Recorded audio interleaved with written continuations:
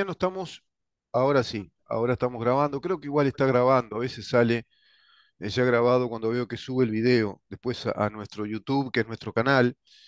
Te digo que estamos en CX30, Radio Nacional, 11:30 AM por aire, en radionacional.com.uy, por internet para el mundo. Estamos también por la aplicación de Radio Nacional, que es la 30. Estamos en Facebook. Facebook, nuestro Facebook es en donde estamos, pero creo que no estamos saliendo por este Facebook, si no recuerdo mal, Ramón, porque nos cambiaron la dirección de Facebook. No sé qué pasó, porque nuestra dirección, nuestro dominio, también para salir en simultáneo es en donde estamos, que así es nuestro Facebook, en donde estamos.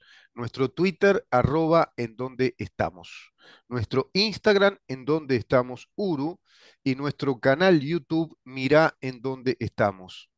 En ese canal tenés todo el material que hemos compendiado durante estos 4 años prácticamente de actividad periodística, desde esta misma radio, desde este programa en donde estamos, que es una producción, una idea, una propuesta, dentro de otras propuestas de Libertas, nuestra asociación civil sin fines de lucro. Libertas propone a la República Oriental del Uruguay instruirnos, educarnos en los principios liberales, democráticos, republicanos de un Estado de Derecho. Eso que prácticamente ya han derribado, lamentablemente. Hace un rato conversaba con la queridísima amiga Mercedes Vigil, quien está, bueno, en un proceso de convalecencia, saliendo, afortunadamente muy bien. Va a salir muy bien en cuanto a su cuadro de salud, pero en estos momentos de mucho frío tiene que cuidarse. Y ya va a volver, ¿eh? Dios mediante ya va a estar con nosotros en su columna de los viernes para seguir hablando, comentando, conversando y digamos que disponiéndonos al análisis de lo que significa esta batalla cultural. Hay que establecer el marco del análisis en el que nos desarrollamos periodísticamente y estamos en un escenario histórico, en un marco histórico, si querés, o si querés decir la palabra o la expresión contexto histórico, de una inmensa batalla cultural. Yo te diría que más que batalla, creo que es una guerra. Estamos en una guerra cultural, por eso desarrollamos un capítulo muy particular en nuestro programa que se llama Occidente en jaque. Occidente está en jaque prácticamente con una guerra perdida.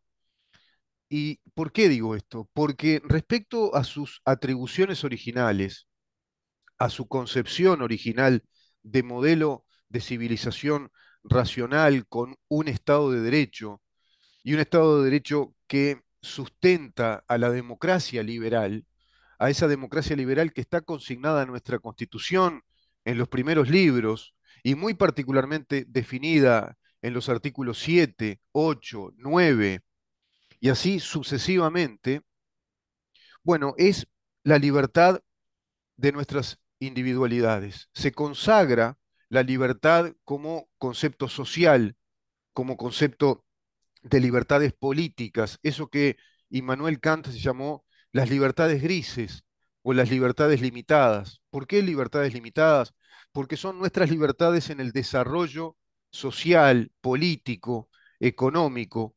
Nosotros como seres sociales tenemos un sistema que es el sistema democrático, liberal de gobierno, una modalidad de gobierno que nos ampara, nos protege en nuestras libertades, concibe nuestras libertades como su razón de ser.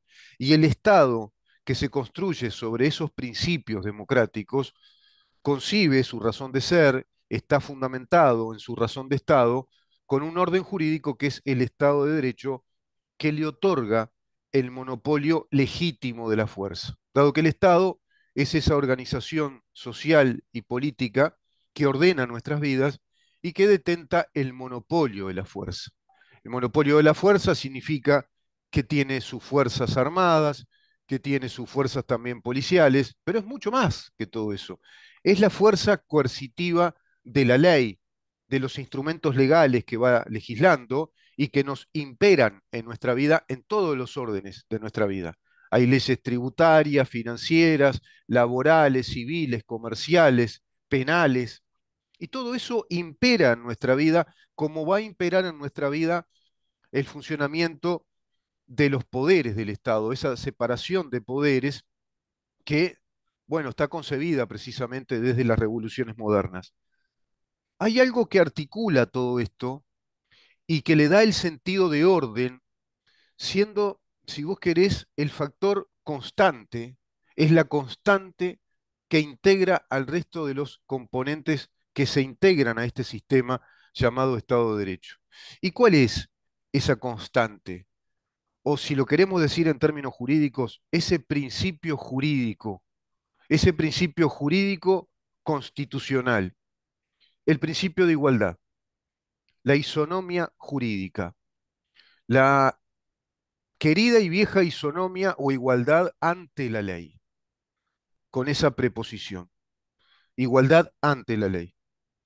Cuando somos concebidos como iguales ante la ley, quiere decir que somos concebidos como ciudadanos y habitantes de un Estado de Derecho iguales ante esa ley, en todo sentido, iguales ante todo el orden jurídico, iguales en nuestros derechos y en nuestras obligaciones.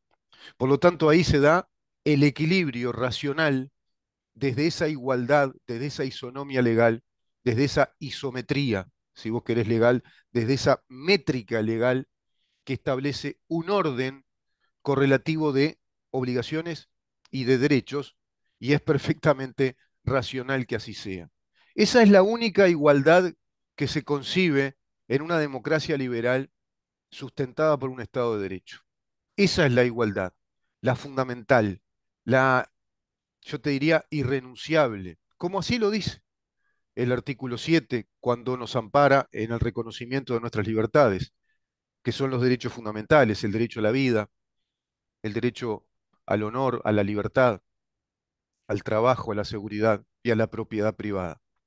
Esos derechos que son garantía son irrenunciables, son innegociables, son intransferibles, son inalienables. Y todo ello está enmarcado en ese principio de la igualdad ante la ley. Pero cuando se trastoca esto, cuando ese componente constante o esa constante del resto de los factores integrados de un sistema de derecho se trastoca, se pervierte todo el sistema jurídico porque precisamente el Estado de Derecho es un sistema, es un orden integrado de factores. No podés sacarle uno y pretender que siga funcionando igual, o deformarlo, o transformarlo, o dejar un cachito de ese principio y meterle otro que se pretende lo complemente. Eso es lo que está haciendo la teoría de la filosofía del derecho, que es una teoría dentro de la filosofía del derecho, que está protagonizando, está imperando a modo de una hegemonía, como ayer analizábamos respecto a los conceptos de Antonio Gramsci, en lo que hace a los bloques hegemónicos que hay que conquistar para ese proyecto de revolución marxista que plantea Gramsci y que se va llevando a cabo en este mundo ya a través de varias décadas, precisamente esa hegemonía gramsciana se manifiesta con total claridad en una de las teorías o un sistema de ideas que está imperando en el marco de la filosofía del derecho, que es el neoconstitucionalismo. El neoconstitucionalismo concibe a la igualdad no ante la ley, sino la igualdad por la ley o mediante la ley sobre la base de desigualdades económicas y sociales y como, si vos querés, como si fuera un factor integrador e igualador ese tipo de concepción del derecho de una igualdad respecto al reconocimiento de las desigualdades económicas y sociales de los grupos más vulnerados y vulnerables respecto a una estructura y un funcionamiento económico que genera desigualdad. ¿Y cuál es esa estructura y ese funcionamiento de la economía que genera desigualdad según los neoconstitucionalistas como Dworkin o John Rawls, por ejemplo? Acá tenemos el claro caso de Eugenio Zaffaroni, que plantea esa doctrina filosófica dentro del derecho. ¿Y cuál es el capitalismo? Ellos culpan al capitalismo como el generador de desigualdades. Por eso los marxistas no te hablan de pobreza, te hablan de desigualdad social. Ellos no vas a escuchar que te digan los pobres hay que ayudar a los pobres hay que sacarlos de la pobreza. No, ellos hablan de mejorar la situación de desigualdad social, de los desequilibrios sociales. Y te van a hablar siempre de crear un sistema político en pos de la igualdad social, en pos de esa igualdad social. Hay un libro fantástico, Axel Kaiser, que se llama La tiranía de la igualdad. La tiranía de la igualdad. Ellos nos van a someter a la tiranía de su ideología de la igualdad social. Que todos social y económicamente, socioeconómicamente, seamos un solo estamento social. Seamos todos una misma clase social, y es decir, eso lo único que va a provocar o a producir es un emparejamiento hacia abajo, pues no se puede igualar hacia arriba, porque es imposible dado que hacia arriba se van creando riquezas sobre la base de las desigualdades naturales que los seres humanos tenemos, y eso es lo que reconoce la democracia liberal. La natural desigualdad de cada uno de nosotros como individuos irrepetibles, con libertades irrenunciables, que podemos tener, somos todos iguales ante la ley, pero podemos tener diferencias naturales, como dice el artículo octavo, nuestros talentos y nuestras virtudes. Y ahí está la formación de talento, de virtud y el encaminarse hacia una vida, digamos, próspera, desarrollada, según cada quien. Por lo tanto, la democracia no es sinónimo de igualdad. La democracia es sinónimo de libertad. La democracia nos dice que es un sistema creado para las libertades. Y las libertades solo pueden ser individuales. No hay libertad de un pueblo, no hay libertad de un colectivo, no hay derechos de colectivos. Los derechos son individuales. Hay sujetos de derecho, sean físicos, personas físicas, reales, o personas jurídicas, que son una concepción ficcionada del Estado de Derecho, del derecho. Todo eso se lo ha tirado abajo. Y se están formando generaciones de juristas, de abogados, de abogadas, y no estoy hablando en inclusivo, ¿eh? Es porque hay abogadas que son mujeres, abogados que son hombres, escribanos, escribanas, economistas, pero sobre todo en materia jurídica, en la que está imperando lo que hoy pasa en nuestro país con este sistema fiscalista, acusatorio, adversarial, que enfrenta al Estado con los particulares sobre la base de, bueno, la aplicación de una igualdad más desde lo socioeconómico que ese artículo octavo que también se dejó de aplicar. Apenas lees cómo está configurado el Código del Proceso Penal, te das cuenta que no obedece a ese principio de la igualdad. Y así, por ejemplo, en materia de derechos de género, no obedece al principio de la igualdad. Porque basta pensar que somos todos iguales ante la ley para que exista un Estado que proteja a todos por igual en sus derechos como personas y en sus obligaciones como personas, sin importar si sos blanco, negro, verde, rojo, transexual, no transexual, o fuiste transexual y ahora no sos, o sos mujer o sos hombre. Simplemente somos todos iguales ante la ley. No era necesario superponer derechos de colectivos que van pervirtiendo a ese principio constante del Estado de Derecho, que es el principio de igualdad ante la ley, que es el que va a inspirar al debido proceso, por ejemplo. Está con nosotros el diputado, el doctor Felipe Schipani, como siempre, todos los martes, muy atento, escuchando esta exposición primera que siempre hago, y que él con sutileza permite que demos esta introducción a modo de una breve editorial. Hablando de Estado de Derecho, Felipe, hablando de universidad, hablando de estudiar, estamos hablando de estudio, estamos hablando de educación. Yo recuerdo que habíamos hablado contigo ya hace muchos años atrás, ya eran como 2 años más o menos, que hubo gente integrada a FENAPES que robó muchas horas de educación, simulando tener licencias especiales para actividades sindicales, falsificando certificados, incluso recibos, y todo eso había sido, bueno, investigado por vos, Felipe, y por una comisión investigadora en nuestro Parlamento, en Cámara de Diputados. ¿Qué pasó con todo eso? ¿Qué pasó con Slamovich? ¿Te acordás de Slamovich? ¿Qué pasó con, ¿cómo era? ¿Cómo era este Olivera? José Olivera, el que se José levantó y se Olivera. fue. El que se levantó y se fue. Bueno, todo eso, Rubén, fue investigado, como tú dijiste, en la comisión investigadora en el Parlamento, y la comisión confirmó lo que nosotros sospechábamos y lo que en su momento denunciamos. Hubo una fenomenal maniobra para defraudar al Estado, ¿no? Porque se presentaban certificados para justificar horas, invocando un convenio sindical con las autoridades que no existía, y fueron miles y miles de horas. Nosotros hemos podido probar algunas de las horas, porque obviamente estos certificados estaban en poder de los liceos, que era donde se presentaban para que los directores autoricen esas horas, y muchos se destruyeron, muchos desaparecieron, pero fueron durante por lo menos 7 años miles y miles de certificados que se presentaron, engañando a los directores.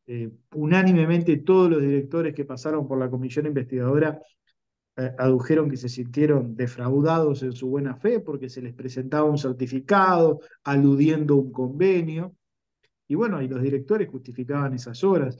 Y es bueno aclarar, estas no son las horas sindicales, ¿no? Que de acuerdo a la ley de negociación colectiva tienen los sindicatos. Estas eran horas adicionales que no tenían ningún amparo normativo. Y aquí hay, por supuesto, una responsabilidad de los dirigentes sindicales que generaron este fenomenal fraude, y hay también connivencia de las autoridades de la época, que enteradas de la situación, que advertidas de lo que estaba pasando, no hicieron nada, hicieron la vista gorda, miraron para el costado. Y el daño mayor, más allá del económico, porque hay una afectación patrimonial a secundaria que pagó millones de pesos por miles de horas que no se trabajaron, la afectación mayor fue a los estudiantes, ¿no? Hay miles de estudiantes que se quedaban sin clase, que iban al liceo, a la clase del profesor, y la escrita les decía de que el profesor había faltado, porque además incluso esas justificaciones se hacían el mismo día, de modo que no había tiempo para convocar suplentes. Realmente el daño fue muy importante, y el tema hoy está en la órbita de la Fiscalía de Flagrancia de 15º turno, la tiene el fiscal Iglesias, y el fiscal está empezando a instruir. Seguramente en las próximas semanas habrá novedades, pero bueno, confiamos en que la justicia va a investigar en profundidad y va a encontrar, bueno, las responsabilidades penales, que no cabe ninguna duda que existen en este asunto, ¿no? No, no vendrá de nuevo Camaño, que será representante de Slamovich en este caso, hablará con Juan Gómez y después sacan a Iglesias. Bueno, confiemos en la actuación de la Fiscalía, en el fiscal Iglesias. Estamos de todas maneras atentos a cómo viene evolucionando la causa. La denuncia ya tiene un año. ¿Un año eh, tiene la denuncia un formalmente? año, fue presentada en julio del año pasado. Todavía no se ha iniciado la instrucción del asunto, pero bueno, según se nos ha informado, es cuestión de días para que haya una citación. Obviamente nos van a citar a declarar a los denunciantes, yo fui uno de ellos, también hay otros legisladores que como integrantes de la comisión investigadora fueron denunciantes, y seguramente se cite a declarar a todos los testigos que desfilaron por la comisión. Este caso tiene la particularidad de que hay un trabajo previo muy profuso de la comisión investigadora y un informe final de más de 130 páginas con todas las declaraciones testimoniales. Hay más de 2.000 fojas de pruebas de estos certificados, en fin. O sea que al fiscal se le facilita muchísimo la tarea investigativa porque no tiene que empezar a indagar de cero. O sea que tiene un Y cúmulo probatorio muy, muy, muy armado, ¿no? Muy sin profundo duda, sin y duda. muy amplio. Eh, Las conclusiones de la comisión investigadora son contundentes, y está absolutamente todo probado, está todo respaldado por documentación oficial de secundaria y por testimonios vertidos por diferentes actores, por directores de liceos donde se presentaban los certificados, por ex autoridades de secundaria, por jerarcas incluso del gobierno del Frente Amplio. Wilson Neto, que era el presidente de la ANEP en aquel entonces, fue claro y contundente de que no había amparo legal para justificar estas obras, de que no existía el convenio que ellos invocaban. Wilson Por Neto tanto, que al principio no quería ir, ¿verdad? Recuerdo que no quería ir a las comisiones. eso no fue, No no fue. quiso comparecer, pero hizo declaraciones públicas en el diario El País e incluso en el año 2017 compareció al Parlamento e informó sobre este asunto y allí fue categórico de que no hay ninguna norma que ampare esta falta. Esperemos si es citado por el fiscal que vaya, ¿no? Irá, supongo que sí. Bueno, yo diría que esa es una prerrogativa que tiene la Fiscalía, que tiene la Justicia y que no tiene la Comisión Investigadora, en donde no se puede obligar a nadie a comparecer. Respecto a esto, abre un paréntesis porque presentamos un proyecto de ley que fue aprobado por la Comisión de Constitución y seguramente se trate en la Cámara de Diputados en las próximas semanas, obligando a los funcionarios públicos a comparecer a las comisiones investigadoras parlamentarias cuando son citados. Ah, bien, está bien ese detalle, ¿no? Esa corrección es importante. Y sí, Que porque sea coercitivo, ¿no? Porque si no, no tiene mucho totalmente sentido. hay un deber de colaboración, porque por lo general las irregularidades que investigan las comisiones investigadoras se generan en la administración pública. De Claro. modo que los testimonios de los funcionarios públicos pueden ser muy relevantes, ¿no? Sin duda, además si la Constitución les da esa atribución a ustedes, es decir, a las cámaras, ¿no? De tener esas comisiones investigadoras, sí, va de suyo de que sea coercitivo si se cita a alguien, ¿no? Para investigarlo. Esa investigación tuvo una comisión, estaba integrada por vos, pero también estaba el diputado Subía, si no me equivoco. Estaba el diputado Subía, estaba el diputado Lerete, estaba el diputado Lust, Ujú. estaba la diputada Tort, y después, bueno, había legisladores del Frente Amplio que durante un tiempo, te acordarás que se retiraron de la comisión, se levantaron de la comisión y no participaban, después volvían, después se volvían a ir.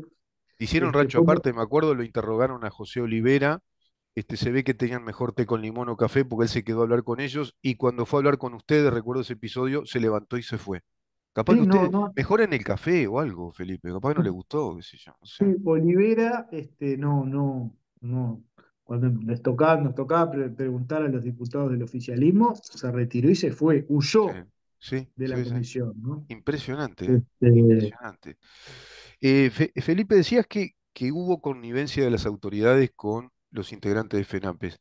¿Y a qué autoridades te referís? ¿A directores de liceo, por ejemplo, no, me estoy refiriendo a las autoridades secundarias de la de época, secundaria de ¿no? la época? Ujú. A la profesora Celsa Puente, ¿Wilson al Neto? consejero. Neto no, No. yo diría que Neto no, porque Neto hizo todos los esfuerzos por tratar de que esto no ocurra. Y concretamente no estaba enterado de la justificación en el caso Slamovich. Ujú. Este tema se manejó en la órbita de secundaria, no pasó Celsa a Puente sí que estaba bastante comprometida, ¿no? Con esto. bueno, Celsa Puente y el consejero Landoni claramente estaban en conocimiento de esta situación, porque hay un informe de jurídica de la sala de abogados de secundaria que establece que no se pueden justificar esas inasistencias porque no hay amparo normativo, Claro. y sin embargo le justificaron las inasistencias a Islamovich. Y están las actas famosas en donde allí Landoni dice, bueno, mantengamos esto en reserva porque si no nos exponemos al escarnio público, ¿no? O sea que eran conscientes de que lo que estaban haciendo Estaba muy mal. estaba muy mal, Mm. Sí. no era arreglado Ujú. a derecho. Por tanto, creo yo que hay también responsabilidades de las Y, autoridades y claro, bueno, todo esto tendrá que evaluarlo la justicia. el fiscal, ¿no? El fiscal. La El justicia todavía fiscal, no. El fiscal, trámite el fiscal fiscal todavía, primero, investigación. bueno, y obviamente Y después se el, verá si el negocian o juez. no negocian, ¿no? Ahí Bueno, está, después vamos a viene ver. está la etapa de la feria, después viene la negociación, o si no, van a juicio. Van a juicio. Ahora, hay otro tema acá que es, se falsificaron esos certificados.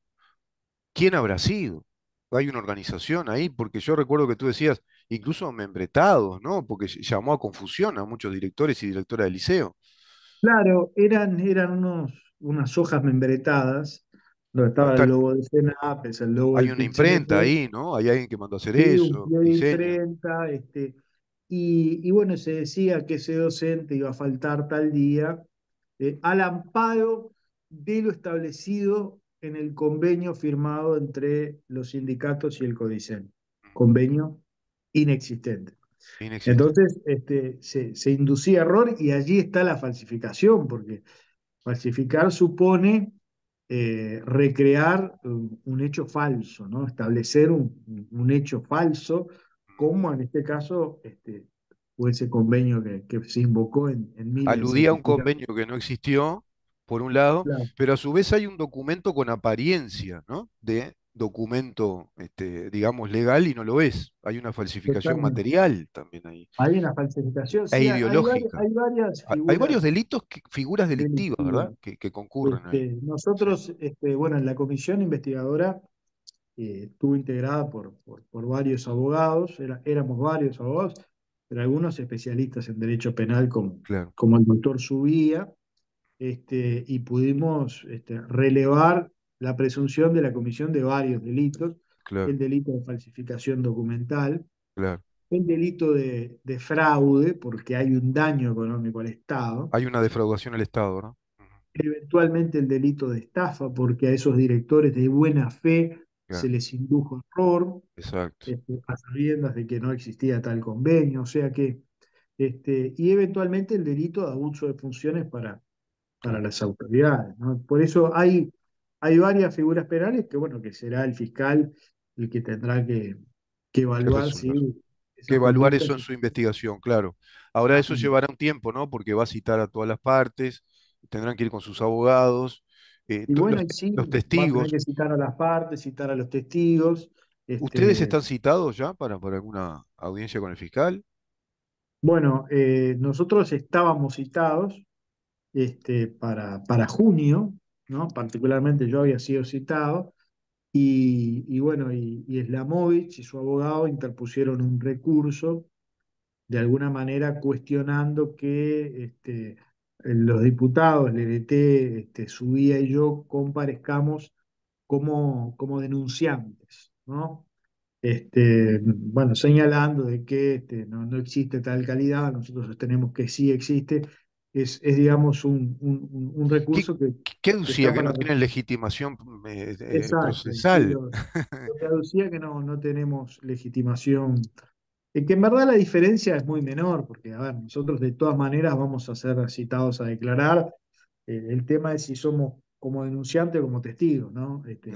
Sí, sí. Realmente no cambia mucho el No, escenario, no. pero bueno, yo creo Bueno, que son también parte de las chicanas son que chicanas, se están empezando a ver para dilatar el tema.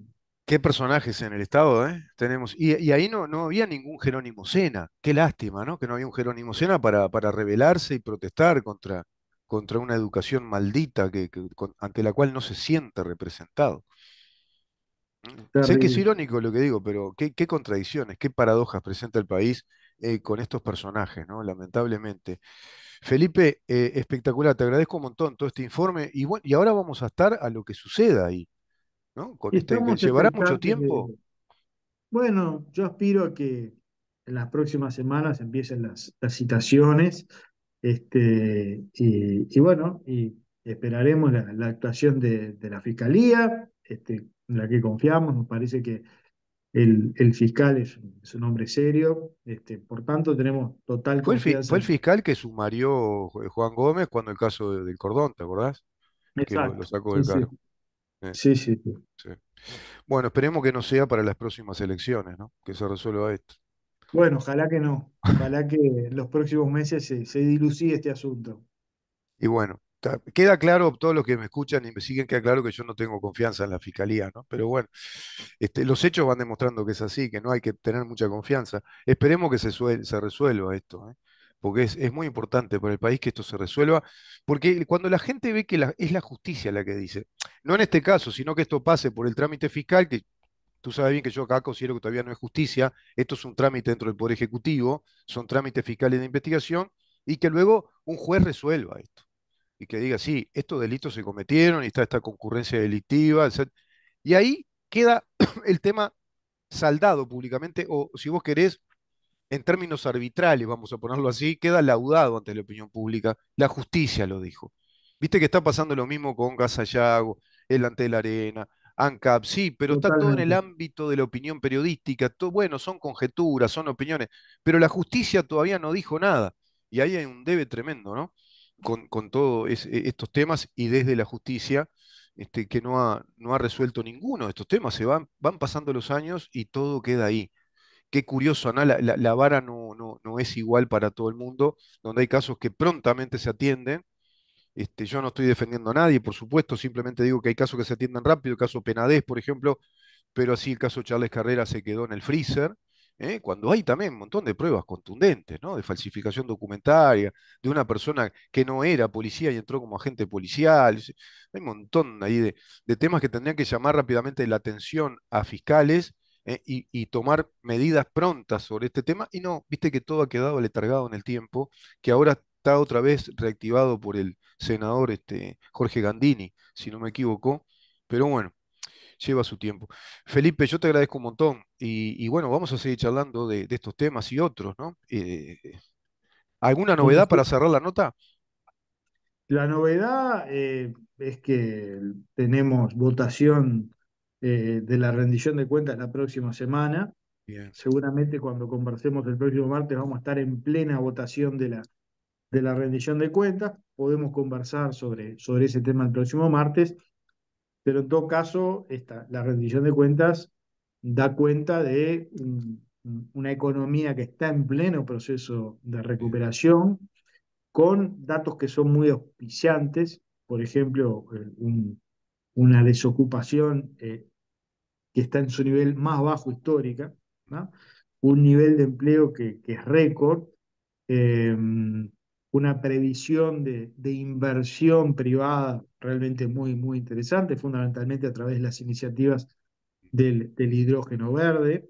En fin, en hay un país, infraestructura hay obra, ¿no? Está habiendo un montón de obra en mucha infraestructura, obra en infraestructura, mayor inversión, ¿no? mayor Vamos a inversión. terminar este gobierno con mayor inversión en áreas sensibles como la educación, por ejemplo, la salud. En fin, hay un país distinto al que nos quieren pintar, Bien, este, que ha superado la dificultad de la pandemia, de la guerra, de la sequía, y bueno, y logra toda junta realmente, estuvo también, ¿eh? Toda junta estuvo, ¿eh? totalmente, Es increíble. totalmente. Me recuerda algo del gobierno de Jorge Valle, ¿no? Cuando agarró la aftosa y agarró la corrida bancaria, y ahora se agarró la pandemia, se agarró la guerra y la sequía. Casi Pero nada. ha logrado superar eso con una Creció el inflación PBI, bajísima, creció el producto, bajó la inflación, bien. de modo La tasa que de desempleo ha bajado, ¿no? totalmente, Bien. y el salario real ha crecido, ¿no? Mm. O sea, estamos prácticamente equiparando la pérdida de la pandemia. O sea que todos estos son datos alentadores que hablan de un país que ha podido crecer y se ha podido levantar pese a todas las dificultades que sufrió, ¿no? Perfecto, Felipe. Así que la semana que viene, Dios mediante, vamos a hablar de esos números. Seguramente vas a Por tener muy supuesto, fresco todos esos números. Buenísimo. totalmente. Y bueno, también la novedad de que ahora es coercitivo, ¿eh? La comisión cita a alguien para investigar, tiene que ir. Es obligatorio que vaya. Eso también fue un dato muy puntual que nos aportaste hoy, además de todo este panorama que está vinculado a FENAPES. Gracias, Felipe, una vez más por estar con nosotros y nos reencontramos la semana que viene, por supuesto. Un abrazo grande, Rubén. Nos volvemos a encontrar la próxima semana. Saludos a toda la audiencia. Gracias, igualmente. Bueno, muy bien, está con nosotros el doctor Felipe Esquipani, diputado por el Partido Colorado, en su columna de los martes. Vamos a una pausa y recibimos a otro diputado, pero en este caso por el Partido Nacional, el diputado Gabriel Gianoli, también en su columna de los martes, para hablar de novedades que están ocurriendo en el país. Quédate ahí. ¿En dónde estamos? Es una producción de Organización